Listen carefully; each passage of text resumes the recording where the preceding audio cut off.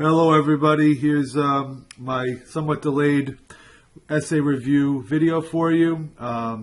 Boy, I thought this was not going to be black, the Seneca Falls convention up here. But anyway, the essay question is down here. Analyze the roles that women played in progressive era reforms from 1880 to 1920.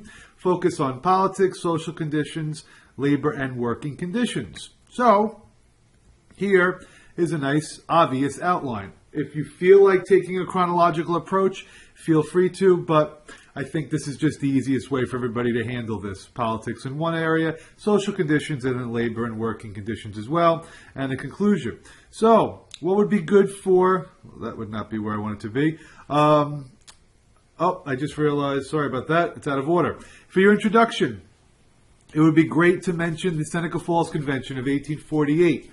It would also be great if you could address how women were struggling between temperance and suffrage. Many more women were committed to the temperance movement than suffrage, and ultimately both temperance and suffrage were achieved by 1920. If you have any questions on the introduction, feel free to shoot me an email, but I think that will be very helpful for you. Now, for that section on politics, a few things here. My dog Duke is causing some trouble, and I will get that webcam working, although I keep making that promise and it's not happening. But Thanksgiving weekend, it will happen, and I'm also disgusted that there's a typo, but I can change it. All right, politics. Men dominated the era. There are no women on the national scene until 1916, and there are very few women on the local political scene. But women's suffrage will be achieved in Wyoming first, 1869, and then Wyoming becomes a state in 1890. The western states were more tolerant of women's suffrage.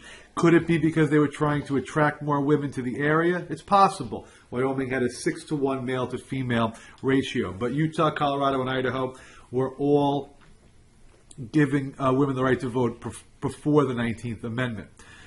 There were some women against it. Some believed that it led to divorce and the neglect of children. And then I just wrote here the suffrage movement.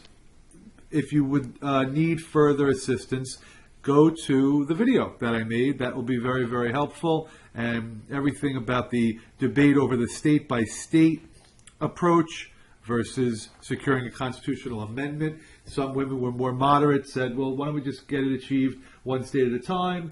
Others were more radical. Don't forget about Alice Paul, who had the hunger strike during this time, was in jail and protested outside of Woodrow Wilson's inauguration. Your first female elected was Jeanette Rankin. If you would like some bonus points on the essay, tell me that Jeanette Rankin voted against World War I and World War II. And remember, there was a police escort after she voted against World War II, the only person in Congress, in either the House or the Senate. And women will achieve the right to vote with the 19th Amendment. I'm going fast because people seem to complain when I make these videos too long, and this one is pretty straightforward. But again, watch that other video on women's suffrage. That'll help you for this section. Okay, your next section is social conditions. And for social conditions, you can focus on the temperance movement, which is also in that video. Remember Carrie Nation, the lady with the axe. Remember the reasons why women wanted alcohol to be made illegal. You could even mention, even though it's earlier, that Maine was the first state to ban alcohol. But it will eventually be the 18th Amendment that achieves this right for women. Now, other issues during the social conditions section of your essay. Jane Addams, she organizes the first settlement house in America. It's called Hull House. This was a place where poor people, where immigrants could go in the city to receive many services, such as childcare and job training and learning English. There would be exercise equipment, art classes, cooking classes, a place for them to stay occasionally. The Hull House, the settlement house movement is a major achievement for women during this time. Also remember Margaret Sanger, the nurse who watched as one of her close friends died trying to give herself an abortion. And I need to stop this because my DVR is telling me that it's going to tape two things at once. Sorry about that. Okay. I can't not watch Kentucky play basketball. So Margaret Sanger is going to open up the first birth control clinic in Brooklyn. This will later be called Planned Parenthood. I don't know how many classes I shared this with, but there are some allegations that Margaret Sanger was a racist and was trying to actually minimize the black race with some of her actions. But Margaret Sanger is a very controversial figure in this movement. And then also remember, there are some women who are working against prostitution. I probably should have mentioned that when we talked about the West and how prevalent prostitution was in those states. And there are going to be women that are fighting against it. All right, and then the last section, labor and working conditions. This will be your shortest section, so don't stress about this. Women were part of the Knights of Labor, but they were not included in the American Federation of Labor. They are campaigning to pass child labor laws, and the Triangle Shirtwaist Factory fire is what I taught you. That is the story of the women, who were mostly women, who were trapped in the 8th, 9th, and 10th floors in the New York City Garment District. And unfortunately, 146 of them died. If you need any assistance on any of that, I can go into further detail through email or in class. Don't be afraid to ask me.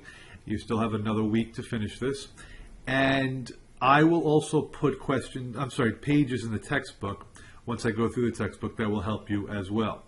As far as your conclusion, why not end with the touching story of Charlotte Woodward, who was the only female who was at the Seneca Falls Convention and was alive when the 19th Amendment was ratified.